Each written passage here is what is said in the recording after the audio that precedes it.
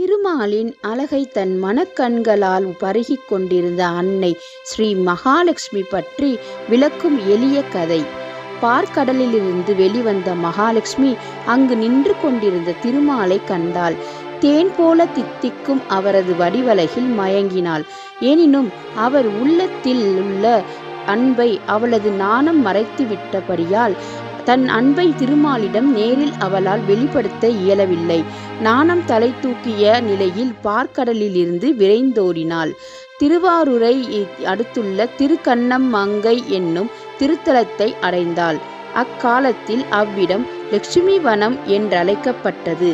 நாணத்தால் திருமாலை விட்டு அவள் விலகி ஓடி வந்தாலும் அவளது மனக்கண்களில் திருமாலின் தோற்றம் நன்கு பதிந்திருந்தது.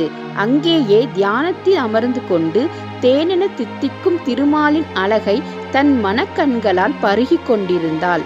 பெரும்புற கடலாகிய திருமாலுடன் அபிஷேக வள்ளியாகிய திருமகள் இணைந்திருக்கும் காட்சியை கண்ட தேவர்களும் முனிவர்களும் தேனாக இனிக்கும் இந்த சேர்த்தி அழகை எப்போதும் பருக வேண்டுமென விரும்பினார்கள்.